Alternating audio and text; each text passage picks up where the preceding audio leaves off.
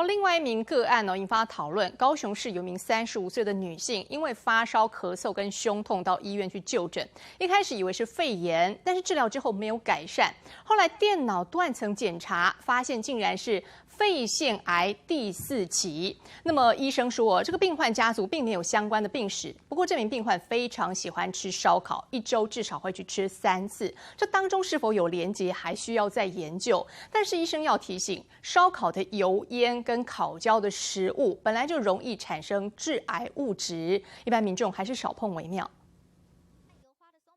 鲜肉片放上烤网，滋滋作响，香喷喷的烧烤，光是闻到味道就让人垂涎3尺。但美味的烤肉也不能天天吃，医师提醒要注意。就诊的原因是因为他胸痛，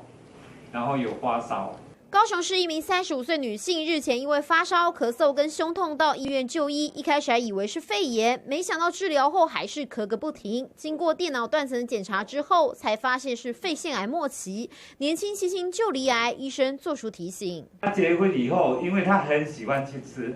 他本身是没有在家里做主菜，都是外食，但是他就是喜欢吃烤肉，也好几年了，他家族都没有肺腺癌的这个家族史为什么他会得到这个？目前还不知道。不止烧烤，医师也说，平常大火快炒食物所吸入的油烟，其实含有致癌成分。成分因为烧烤加热跟油那就出来的这个致癌物是相当多，有上百种的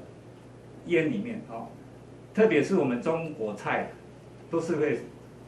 热锅加油加盐，是呼吁大家在吃烧烤或是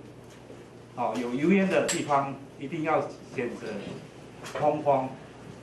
环境良好的地方。但到底吃烧烤的生活习惯是否和妇人罹癌相关，乃论断。但现在人人闻咳嗽，肺颜色变，不料求诊却是比肺炎更严重的癌症，也让病人跟家属始料未及。民视综合报道。